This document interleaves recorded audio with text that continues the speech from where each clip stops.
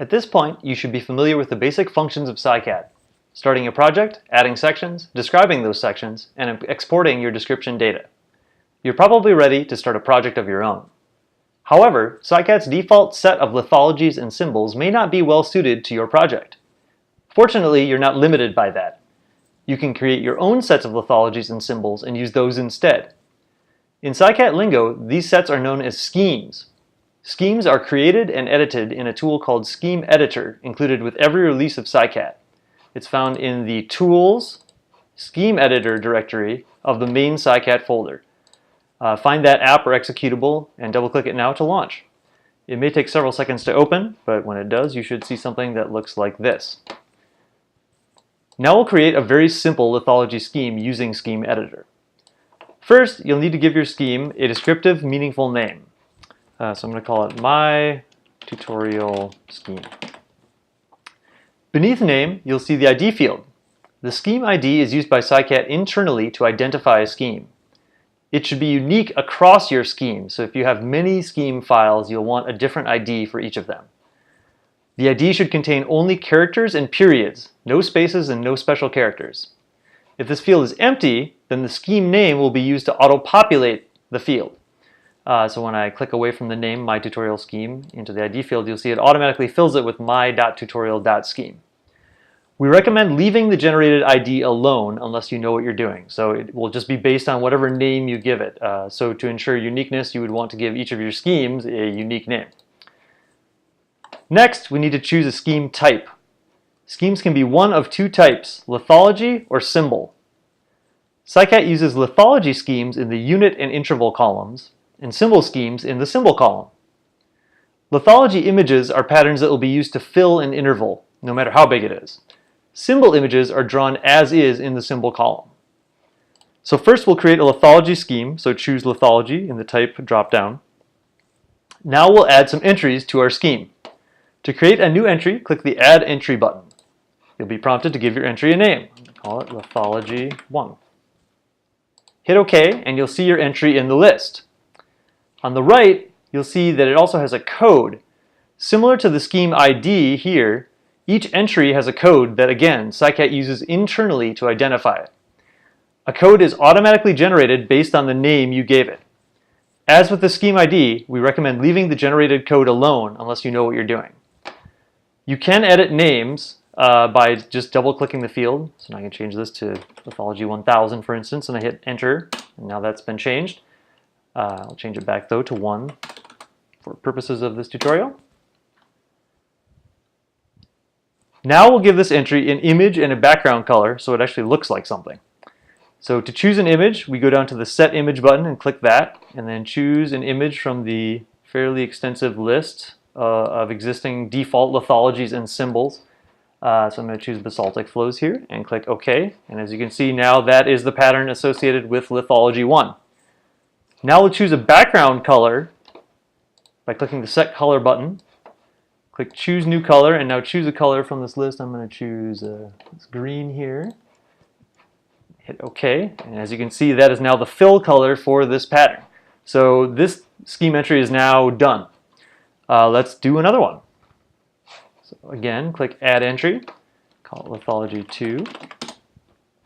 Again, we'll set an image, and I'll choose something different. We'll do Biosiliceous Mud, and I want to do something other than green, so I will choose something kind of muddy looking like this.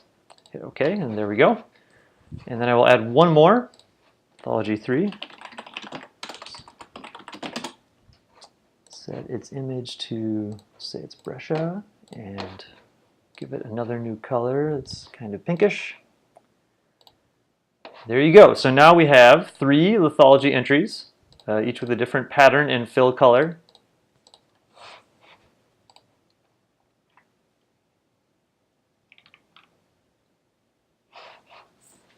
So at this point, this scheme is ready to be used in PSICAT. So I'm going to demonstrate how to do that next. First, we need to save it, though. So go to File and choose Save. And then give it a name. I'm going to call it Lithology Scheme. Hit Save. And it confirms that it's been saved. So it's right, this file right here now.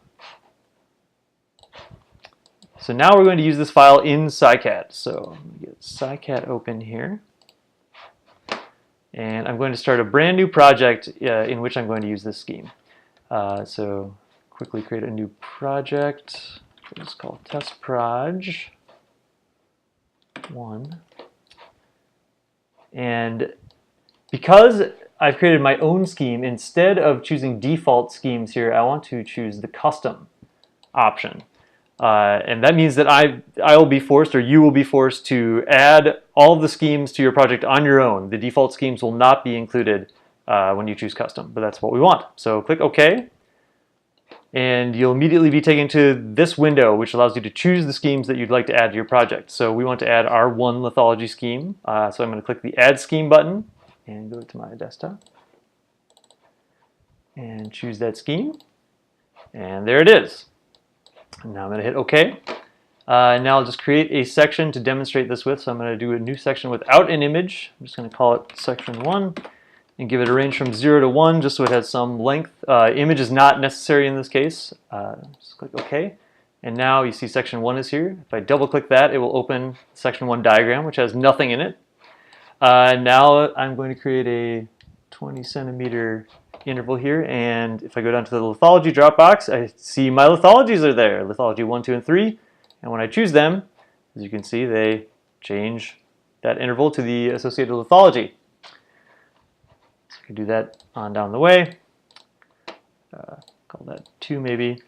This also applies to the units column. However, the units column, though it lets you choose a lithology, does not actually draw that lithology because units draw their name. So unit 1, for instance, as you can see, that is drawn here rather than the pattern I choose. But you can associate a lithology with a unit as well.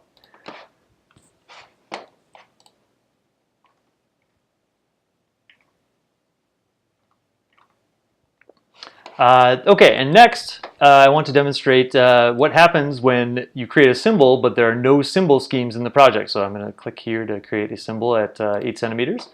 And when I look in the scheme dropdown, you can see there's nothing. My only option is none, and that's because, of course, there is no symbol scheme associated with this project right now. If we want to be able to illustrate our symbols, we need to create a symbol scheme as well. So let's do that next. So I'm going to undo this guy and save this section.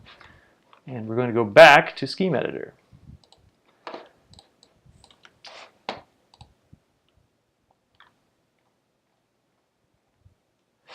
So now we're going to create a new scheme by going to File and choosing New, which will clear all that out. And now we're going to do the same steps as before. Give it a name. I'm going to call this one My Symbol Scheme. It will automatically generate an ID for me. Make sure that your type is symbol, not lithology.